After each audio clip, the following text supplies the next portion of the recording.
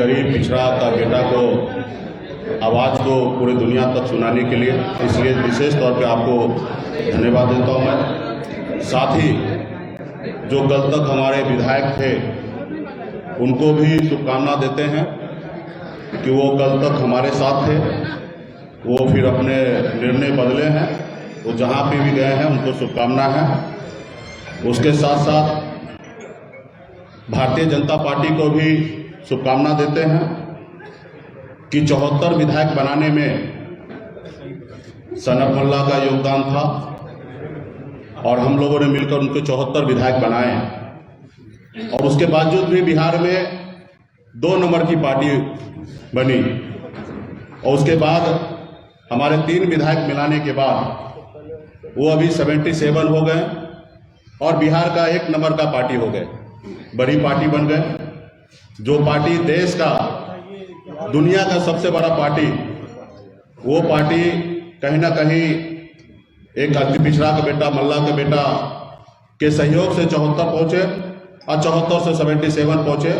और इसके लिए मैं विशेष तौर पे भारतीय जनता पार्टी को बधाई देता हूं कि आप बिहार के सबसे बड़े पार्टी आप बने हैं, इसके लिए बधाई देता हूं। और विशेष तौर पे बिहार में भारतीय जनता पार्टी के प्रदेश अध्यक्ष संजय जायसवाल जी को भी बधाई देता हूं कि आपने बहुत ही अच्छा काम किया है। लेकिन मैंने कल उनका प्रेस कॉन्फ्रेंस सुना, उन्होंने बहुत ही, जो बात उनको नहीं बोलना था उन्होंने बोला, बहुत झूठ बोला, जबकि वो न 3 में थे न 13 में थे। जब मेरी क्या डील हुआ, ये डील सिर्फ 2 लोगों को पता है, एक सनत मोल्ला को पता है और एक देश के गृह मंत्री श्री अमित शाह जी को ही पता है कि बंद कमरे में क्या डील हुआ। यहाँ तक कमरे के बाहर भी रहने का सौभाग्य संजय जायसवाल जी को प्राप्त नहीं हुआ था, क्योंकि कमरे के बाहर भी खड़ा होकर कान लगा के सुने, और बिहार में किसी भी नेता को ये सौभाग्य प्राप्त नहीं हुआ। हाँ, कुछ जानकारी नित्यानंद राय जी को या हमारे मंगल पांडे जी को थे कि किस तरीके से दिल्ली में क्या बात हो रहा है, ये जानकारी उनको थे। तो इसलिए वो क्या डील हुआ, इतना झूठ फैलाने का आवश्यकता उनको नहीं था। उन्होंने तो विनर बन गया, 3 विधायक को लेकर बिहार का सबसे बड़ा पार्टी बन ही गया, तो उनको झूठ बोलने की क्या आवश्यकता है। तो इसके लिए मैं भारतीय जनता पार्टी को भी शुभकामना देता हूँ, हमारे विधायक जो गए उनको भी शुभकामना देता हूँ। और मैं आपको बता दूँ कि मैं 18 साल की उम्र से मैं संघर्ष कर रहा हूँ, अपनी ज़िंदगी को बेहतर बनाने के लिए मैं मेहनत कर रहा था, मजदूरी कर रहा था। एक दिन में 30 रुपया मैं कमाता था, महीने का 900 रुपया महीने का मैं कमाता था। और ये हम अपनी ज़िंदगी में संघर्ष करके मुंबई जैसे शहर में, जहाँ पे रहने के लिए घर नहीं था, जहाँ पे अपने आप को फ्रेश होने के लिए जगह नहीं था, पब्लिक शौचालय में जाना पड़ता था, ऐसी ज़िंदगी मैंने जिया है। फुटपाथ पे मैंने खाना खाया है, फुटपाथ पे अपनी ज़िंदगी को बिताया है, और वहीं से हमने संघर्ष करके मुंबई जैसे शहर में भी अपने एक अच्छा मुकाम मैंने बनाया। और उसके बाद बिहार में मैं आया, अपने लोगों का हक अधिकार के लिए मैंने देखा कि हजारों समस्या है, जहां हजारों समस्या वहीं पे मेरा भी जन्म हुआ था। लेकिन मैंने सोचा कि हमारे अपने लोगों के लिए बेहतर कुछ करें, और मैंने मुंबई के ऐशोआराम की ज़िंदगी को छोड़कर बिहार में आया। आपने देखा कि कितना मैंने संघर्ष किया, कितनी मैंने लड़ाई लड़ा, लाठी डंडा खाया, 7 दिन तक अनशन पे बैठा, जितना मुझे मेहनत करना था मैंने किया। और मेहनत करने के बाद 2020 में अच्छी तरीके से एक मुकाम मिला, माननीय मुख्यमंत्री नीतीश कुमार जी के नेतृत्व में बिहार में काम करने का मौका मिला। और लोगों को ये हजम नहीं हुआ कि वो देखे कि ये व्यक्ति संघर्ष के दम पर जब हमें 11 सीट देने पे मजबूर कर सकता है, तो ये लड़का आने वाले समय में बहुत मेहनत करेगा, और शायद 11 सीट पे इनकी समझौता नहीं होगा, शायद 100 पे समझौता हो।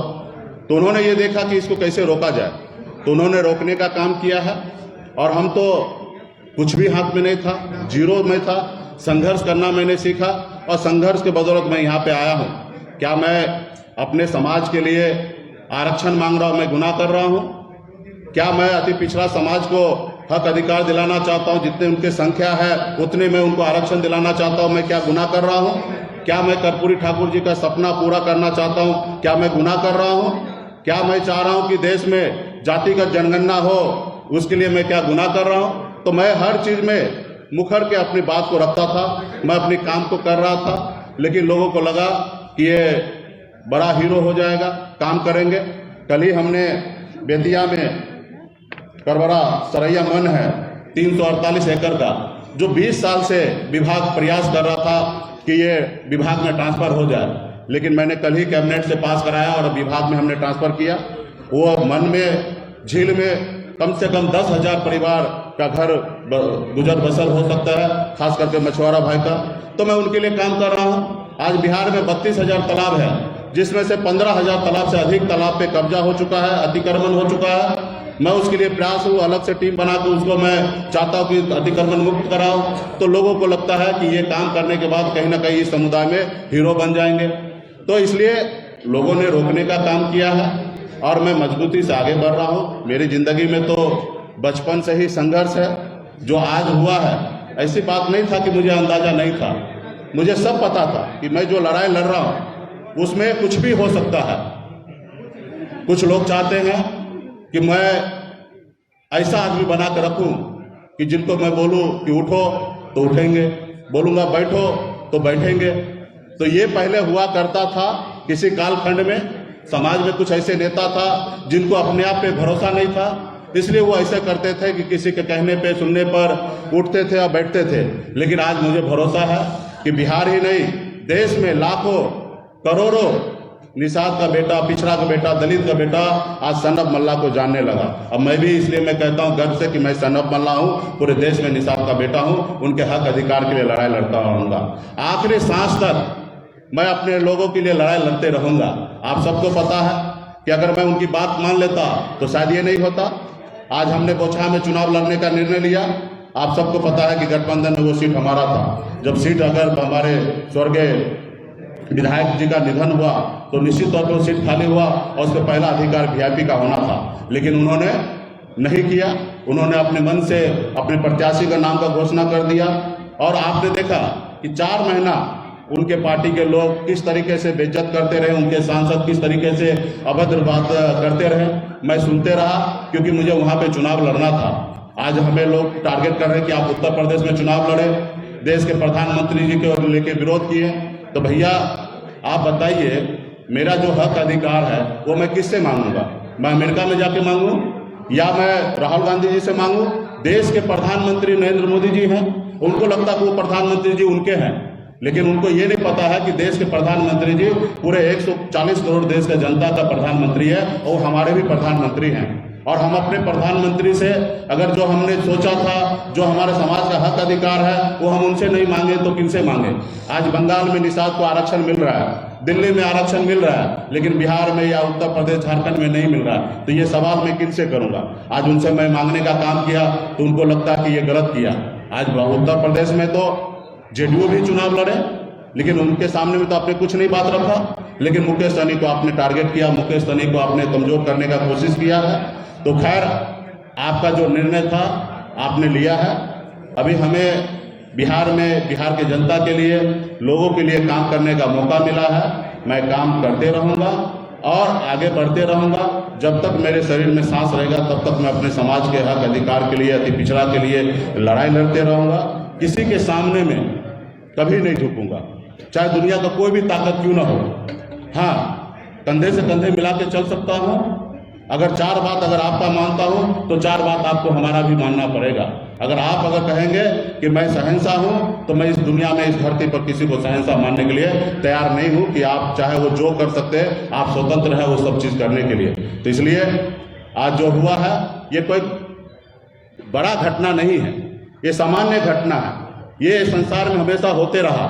जब गरीब, पिछड़ा, दलित का बेटा आगे बढ़ने का काम किया, आगे अपने लोगों को आगे बढ़ाने का काम किया, तो उनके साथ हमेशा ऐसे होते रहा। आपने अभी हाल फिलहाल में आपने देखा कि चिराग पासवान जी का पार्टी किस तरीके से तोड़ा गया, परिवार में फूट डाला गया। लेकिन क्या हुआ? उससे पहले आपने देखा कि हमारे बिहार के मुख्यमंत्री श्री नीतीश कुमार जी, उनकी पार्टी अरुणाचल प्रदेश में 6 विधायक ले लिए। फिर क्या हुआ? तो ये विधायक पार्टी नहीं बनाया, पार्टी ने विधायक को बनाया। पार्टी में लोग आते जाते रहेंगे, हमारे विचारधारा से पार्टी आगे बढ़ेगा और जिनको एक्सेप्ट होगा वो पार्टी में हमारे विचारधारा से चलेंगे, जिनको नहीं एक्सेप्ट होगा वो अपने रास्ता अलग बनाएंगे। तो वैसे लोगों को भी शुभकामना देते हैं कि थोड़ा पेशेंस रखिए, ईमानदारी के साथ रहिए। आपको जो जनता ने आपको चुन के भेजा है उनके ऊपर भी आप भरोसा रखिए। यही नहीं है कि आपको नेम फेम पावर मिल जाए, वही चीज़ है। आज मैं चाहता तो चैन से जिंदगी जीता, लेकिन मैंने ये नहीं चुना, मैंने संघर्ष का रास्ता चुना। अब मेरे हाथ में था ही क्या जो मैं खो गया। कल फिर 4 बनाया, फिर 40 बनाएंगे। लोगों का भरोसा अगर हम पे रहा तो निश्चित तौर पे हम अपने कामयाब होंगे।